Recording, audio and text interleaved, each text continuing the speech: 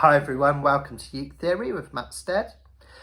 In today's video we're going to explore intervals, and intervals are one of the crucial building blocks of music, both in terms of melody, which is notes played one at a time,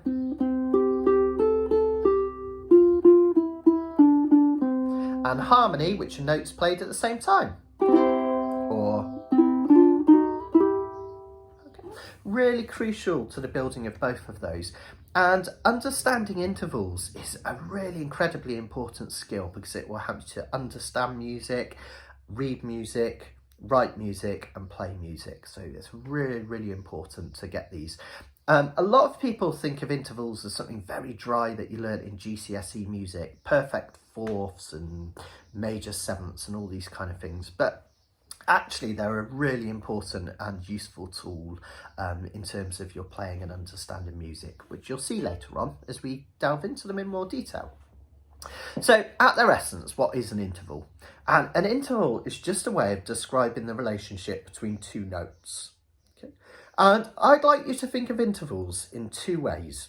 First of all, the distance between those two notes. So like a second or a third or a fourth. I'll explain in a minute. So distance is the first way of describing them. And the next way is the type of interval, whether it's a major, a minor, or a perfect. And we'll look at that in a lot more detail later on in the second half. Let's explore the distance between notes first of all. Now, I've written out the C major scale here. I don't want you to worry about the fact that it's in standard notation. That's just to show you the increasing distances between the two notes. That's all it is. It's just a really nice indicative way of showing it. I've also written the notes out literally just as letters underneath. So if you can't read music, don't sweat, doesn't matter at all. Okay, you'll still be able to get this. And I'm going to describe them using my hand anyway. So let's have a look at some distances between notes. The distance between C and C, a low C and a low C, there's no distance at all, right? They're the same note. And we call that a unison.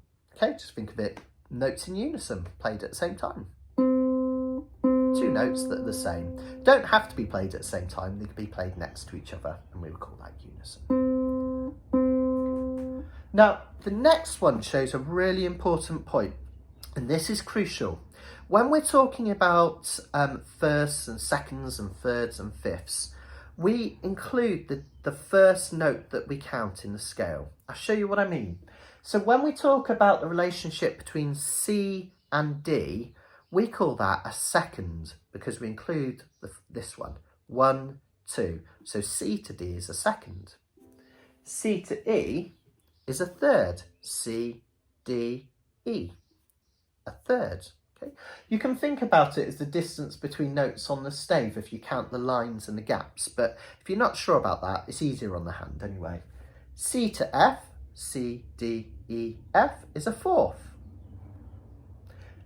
C to G, C, D, E, F, G is a fifth. C to A, C, D, E, F, G, A is a sixth. I haven't got 6 fingers, so I'm going to have to use another hand. C to B, C, D, E, F, G, A, B, a seventh. And because music theorists are fancy pants people, we need a fancy pants name for when we've gone all the way through the scale and out the other side, and we call that an octave. You could think of it as an eighth, but we call it an octave. Think about octagon, 8 sides, an octave, 8 notes. C, D, E, F, G, A, B, C, 8 notes. We've come out the other side. So low C to a high C, okay, is an octave. Now, notice that we're talking about notes in a scale at the moment. I'm not talking about the chromatic scale, which has all the notes in the world. So I'm not counting the distance between sharps, etc.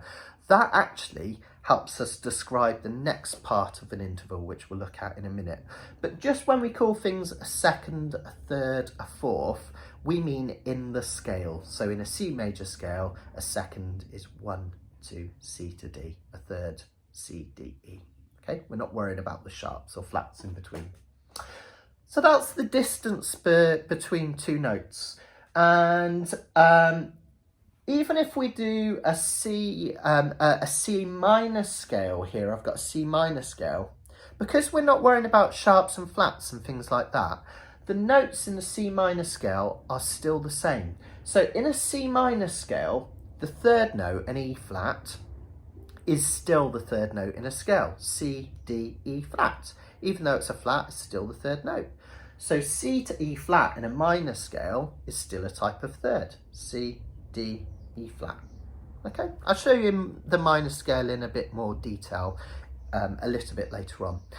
Now, I think a really good thing to do at this point is start to practice these intervals so you can start to hear them, because that will help you to use them later on. So if you don't know your C major scale, you can check out one of my earlier videos on major scales which will explain it. But first of all, perhaps play the C major scale. C, D, E, F, G, A, B, C. Then start to play these. C to a C. C to D. Now C to E, because it's got three notes, I like to play the one in between first, so I'll play C, D, E, and then cut out the middleman and just play C and E. C to F, I like to play C, D, E, F, and then just play C and F. And sometimes with these, it's nice to play two notes at the same time, so you can hear how they sound.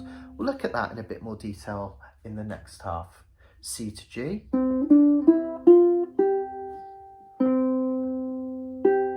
And work your way right through the scale, listening to the intervals, getting used to finding where they are on the ukulele fretboard, and then how they sound. Now, this can have a really useful way in terms of understanding melodies. So remember, melodies are pieces of music which use notes in a row, one after the other, rather than at the same time. So for instance, Twinkle, Twinkle, Little Star, really basic one, is low C, G, A, G, F, E, D, and C. Now, if you understand intervals, a musician or a writer might say to you that this song starts with a perfect fifth. Don't worry about the perfect bit, I'll explain in a minute. So going from a C to a G. There it is. And then it goes up a second because it goes from G to A. G, A, a second. And then back to G. So you could think of the start of this piece as the root, a fifth,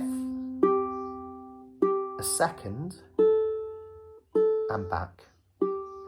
Now that can be really useful, because if I want to play exactly the same melody in another key, I can do it. If I start from G,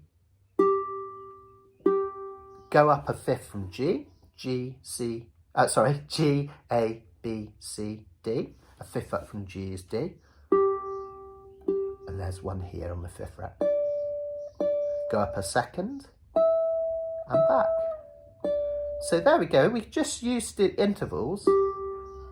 Up a fifth, up a second, and back. We've just used intervals to transpose a piece of a melody to another key. So when you can start to understand and hear those intervals, it will help you to transpose music, and sometimes you'll even hear those intervals on a piece of music, and eventually when you get really used to them, it's a brilliant skill to have. You'll be able to listen to a piece of music and just work it out straight away without the sheet music. How cool is that? Really useful way of using intervals. Now, the next way of describing the interval, whether it's major, minor or perfect. Let's look at major intervals first. So a major interval is basically when the interval is built using a whole step from the one that preceded it. Okay, so I am thinking chromatically now. So remember, a whole step in the terms of C to D would be C, C sharp, D. I've written your chromatic scale here so you can see a whole step C, C sharp, D. That's a whole step along the chromatic scale. So C to D, we've added a whole step from nothing because the unison one has no gap. Now we have a gap of a whole step. So we call that a major second. Then we add another whole step. I don't know how well you can see that, but in green just above my finger, now it says whole, whole. So we've added a whole step to this one. So C to E is a major third. This one up here, the sixth, which is our next major, if we look at the fifth, you might not be able to read this, but the fifth is constructed from whole, whole, whole, half. 3 whole steps and 1 half step. And the sixth, the major sixth, has just added a whole to that. So instead of a whole, whole, whole half, we have whole, whole, whole, whole half. Okay, so it's a major 6. A major 7, we've added another whole again, and that's how we get the major ones. Okay. Now, the perfect ones, the easiest way to think about perfect is a bit more deep than this, and we will explore it later on. But the way to think about a perfect interval is that when you play a minor scale, you still end up with exactly the same distance, okay? And exactly the same notes, in fact. So, if we have a look at the minor scale, C minor scale, let me just play that for you.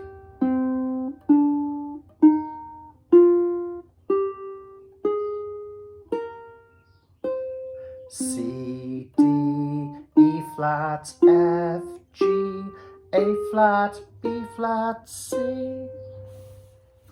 Now, when we do the minor scale, first thing I want you to notice that the first interval is still C to C. It's exactly the same as the first in a C major scale. The fourth one is exactly the same, C to F. There are no flats or sharps added at that point in the C minor scale. The fifth one is exactly the same, C to G, and the octave is exactly the same. So it's perfect.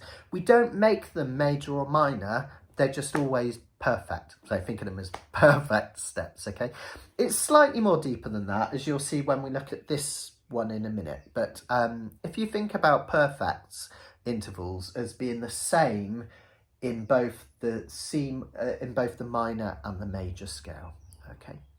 So we have in the major scale, this is easy to remember, quite easy to learn. We have perfect, major, major, perfect, perfect, major, major, perfect. So we call it a perfect unison, a major second, a major third, a perfect fourth, a perfect fifth, a major sixth, a major seventh, and then the perfect octave. Okay? Now, when we play a minor scale, as I just did, some of the notes are going to be flattened, aren't they, in this case from C. So C minor has 3 flat notes. Every minor scale will have a certain amount of sharps or flats. C minor has these 3 flats. So that changes the quality of the intervals. So if we have a look at the third interval, instead of a major third, which is whole and a whole, we have a minor third. And this, folks, is the easiest way to think about it. Try not to overcomplicate it. Just think of a minor interval as the same as a major, but half a step less. So a major third is a whole and a whole, and a minor third is a whole and a half. A perfect fourth is, sorry, not perfect, I want another major one, don't I? A major sixth, whole, whole, whole, whole, whole, and a half. This one has whole, whole, whole, whole, and no half. So it's 1 half less than that one. A major seventh, whole, whole, whole, whole, whole, and a half. minor seventh, whole, whole, whole, whole, whole, and no half. So it's half less than that. And it's interesting, this applies to chord building as well, because you'll remember from my earlier video that chords are built by stacking thirds. So a C chord, a C major chord, is a C, an E, and a G. I've stacked thirds. There's a third, and there's a third, okay? So C, E, and a G. And a C minor, a C, E flat, G, because the relationship here is a minor third, a whole step, and a half step, okay? So that's the difference between what we call a major and a minor interval. So in the minor, we have perfect, major, minor, perfect, perfect, minor, minor, perfect. This one here, it's a major. The reason it's still a major and not a minor is because in both the minor scale and the major scale, it's a whole step. It hasn't changed. And that's because the note isn't a flat like these three, B flat, A flat, E flat. It's still a D. Okay, in the C minor scale, the second note is still a D. So it's still the same here as this major one. Now that begs the question, why isn't it called a perfect? Because it's the same in both. And this is where perfect can mean more than just the fact that it's the same in both scales. It can get really complex, this. I don't want you to overthink it. It kind of comes to something called the Harmonic Series, where we can kind of fold the octave into thirds and you find these notes. But the easiest way to think about it is this. The perfect unison, the fourth, fifth, and the perfect octave all sound consonant, which is a posh way for saying they sound really nice.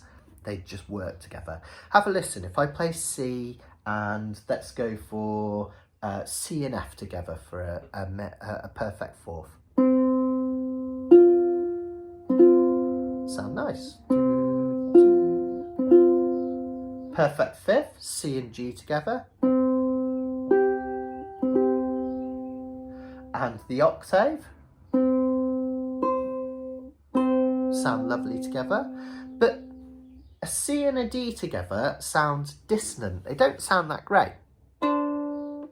They're kind of too close to each other. They're a bit uncomfortable. They don't work so well.